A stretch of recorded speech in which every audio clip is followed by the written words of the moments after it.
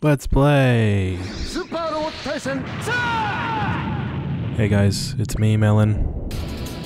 I'm a little sick this week, so if I sound a little lackluster, I apologize. However, we are finally getting into the actual Super Robot part of Super Robot Taisen. So today we will be introducing technically 1.5 series, because one of the characters will go on to be in their own series, but as for this scenario, they're just hanging out. Other than that, you know, it's just a normal video today, and hopefully I won't be too sick with my commentating. So, thank you for watching.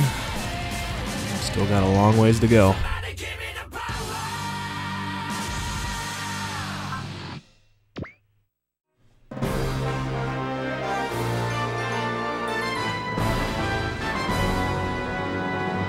第4話異星人襲来.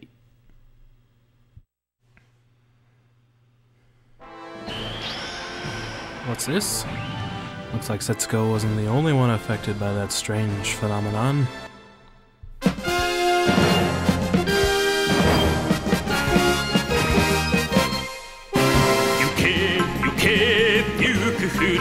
Tobe, Grendizer, 大地と海と青空と友と誓ったこの平和守りも固く立ち上がれ地球はこんなに小さいけれど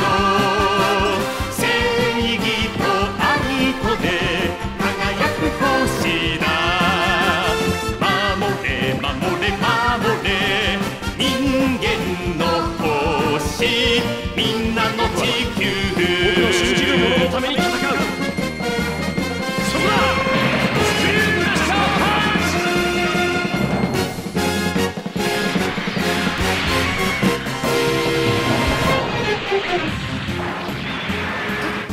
この俺がこんなところだKabuto Koji, Duke Freed, Maria, and Hikaru join the fray.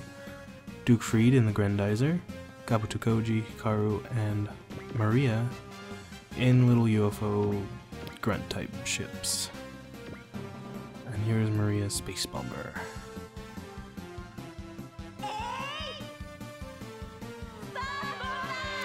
Spark bomber, whatever. I told you I'm tired. Well, I'm not tired, I'm sick.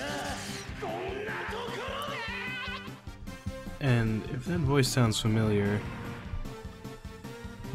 that voice actor goes by the name of Nobuyuki Hiyama, which you may know as the voice actor of Link from The Legend of Zelda Ocarina of Time, the adult version.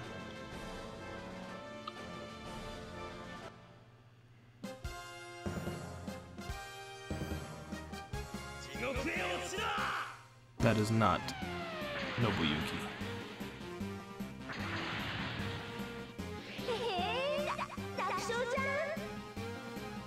And our current heroes are up against the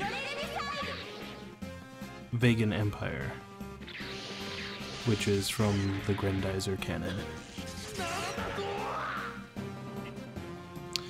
And I don't really know much about Grendizer, just from what the wiki has told me. And essentially, the vegan planet, a mineral or something,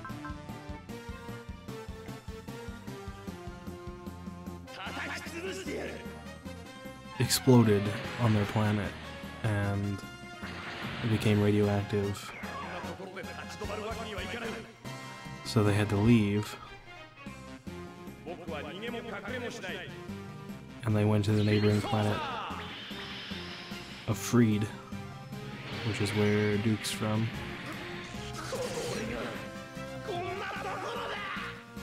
And they got into a war about it between the Begans and the Freeds, and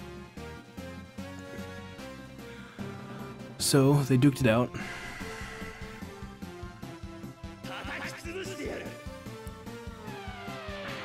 But the Vegans were pretty stupid, and they ended up polluting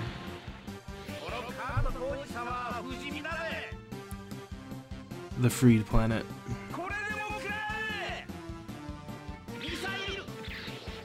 But they did end up killing nearly all of the denizens of Freed. So they were going to use the Grendizer to find another suitable planet, and that happened to be Earth. But Duke Freed was still alive. So he stole back the Grendizer. Oh hey look, Setsuko and friends. What's up guys? We're coming to help you. And so Duke Freed, traveling faster than the speed of light, yes, it is a theory, but you know, it's fiction, so what the fuck ever. Traveling faster than the speed of light, came to Earth, and crash landed somewhere in Japan, and became friends with a doctor. But the doctor adopted him as his son under the name of Daisuke. So if you notice that any of the pilots from Grendizer mention Daisuke, they're talking about Duke. Like right there. And Grendizer is kind of a sequel to Mazinger Z. So it's one of Go Nagai's body of works. Or it's a part of his body of works. And so that's why it has Kabuto Koji in it, who is the main character from Mazinger Z. Which is why I said it's a series and a half is being showcased in this scenario. But more on Mazinger Z later. I don't really know much about Mazinger Z either, just from what the wiki has told me. But I like Go Nagai's works. Get a Robo, which is also in this game, is one of my favorites. I still have to watch what I have of Get a Robo G. Anyways, I guess I should talk about the stage we're on right now. So, the fight between Duke and the King of Vega transported them to wherever they are. I think this is Orb, I'm not quite sure. I do know that there are it's probably not Orb actually. There's some Earth Federation forces that show up later. But our goal for the SR point is to reduce the King of Vega's giant cylindrical ship of doom, Taisen for power, to below 10,000 HP. Speaking of the King of Vega,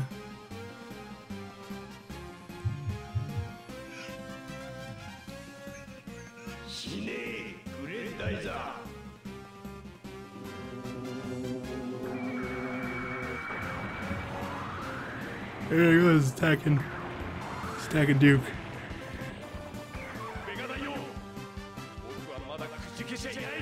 I'm not really worried about Duke losing too much HP, simply because the saucer that the Grendizer is in is pretty much just armor, so if his HP drops below 0 while the Grendizer is in it, it pretty much just kills the armor and then the Grendizer comes out, so it's okay.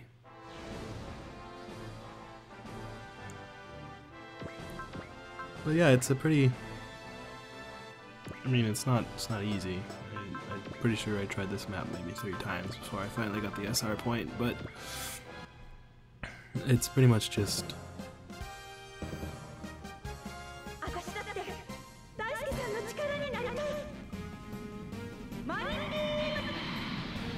It just introduces you to combination attacks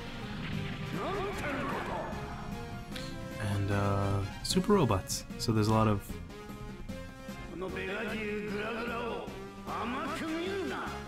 There's a lot of attack calling, as you may have noticed, with the Screw Crusher Punch and Marin Beam, whatever it is, I don't even know.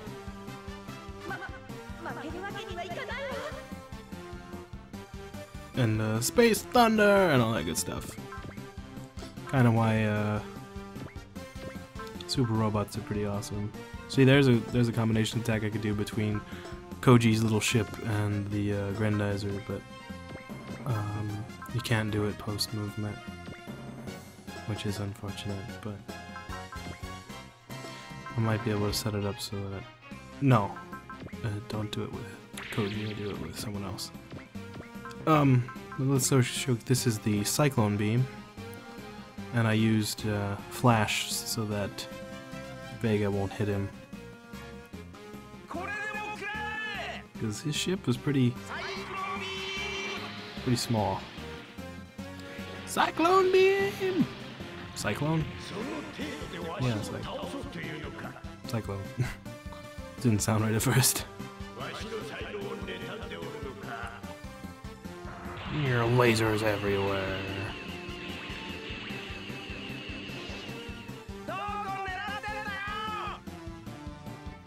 And Koji is a hot-blooded individual, so of course he just he has to yell all of his attacks. And since we really, I don't want to. For some reason, I changed him to Grendizer, but there was no attack that I really wanted to use. I think I'm gonna show off the Drill Space Storm here. Oh, wait. I'm gonna use Space Thunder on Vega. Almost got him to below 10,000. It's really close. But I kinda wanna kill this. The Gura Gura.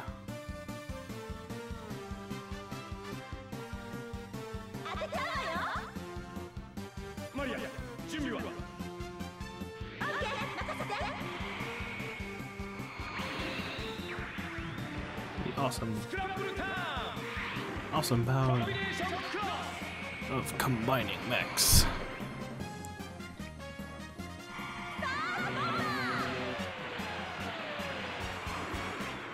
Try not to hit his head.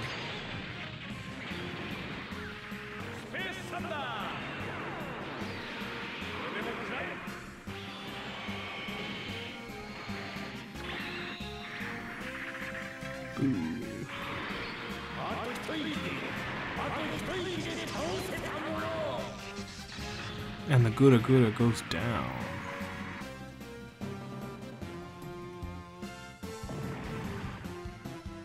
The pilot ejects, but the mech is dead. And then, to get our SR point, we move Setsuko in for the final attack.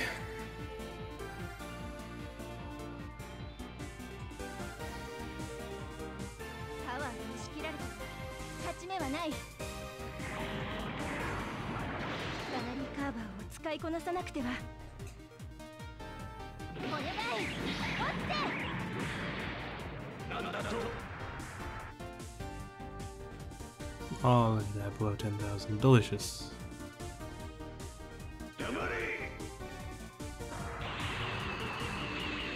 You can try to hit the Valgora. The great thing about it being a real robot is that it has crazy evasion. SR point, get!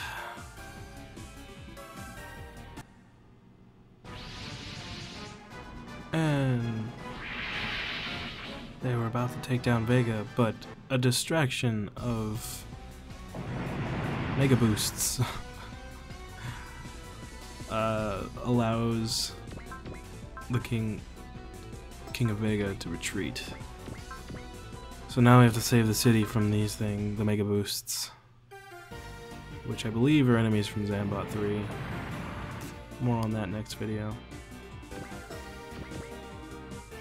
But we're just gonna move our troops up here, finish these guys off, and then that'll be that for this map. Oh yeah, you also had to reduce the King of Vega's HP to below 10,000, I believe in 4 turns, maybe 3. 2 down, 2 to go.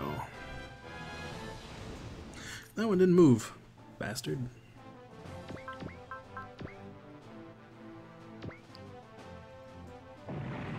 Three down.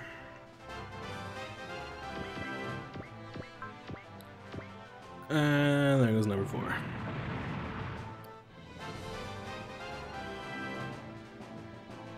We did it somehow. And then the Earth Federation forces show up like, we're here guys, we're gonna say what's going on. And then we're like, we're not doing nothing.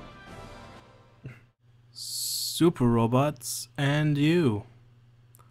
Melon, you mentioned 2 types of robots in this video. What gives? I did mention 2 types of robots. There are real robots and there are super robots. Super robots are actually the oldest, dating back to 1956 with this fellow on screen by the name of Tetsujin Niju Hachigo, which translated means Iron Man number 28.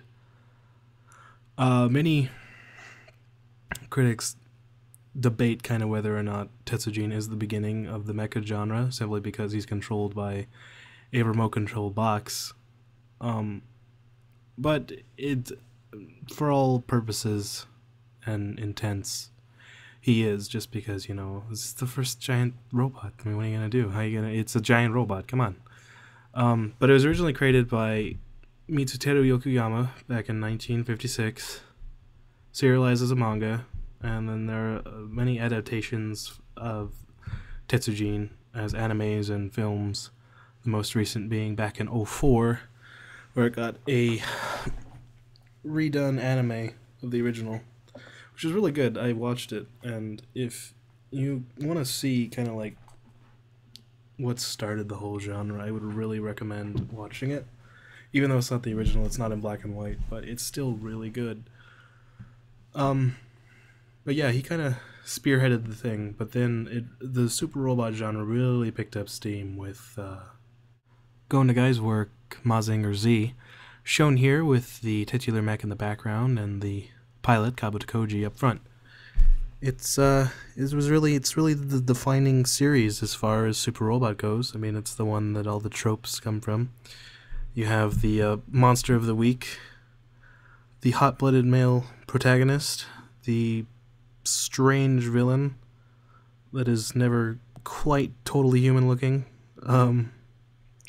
and just kind of, it has an extraterrestrial vibe to it. You never really feel that this is like, you know that it's fiction. But it's I personally like the super robot genre, but it's not for everyone, just because, you know, it's mostly garnered towards males, and it's a little strange, and it doesn't carry over into modern animes, but they certainly try. I mean, Shin Getter Armageddon is a really great example of a kind of a transition. And then there's also Gurren Lagann, which is really, really good. I would highly recommend it if you haven't seen it yet. But yeah, that's kind of a crash course in the super robot genre. And thank you all again for watching.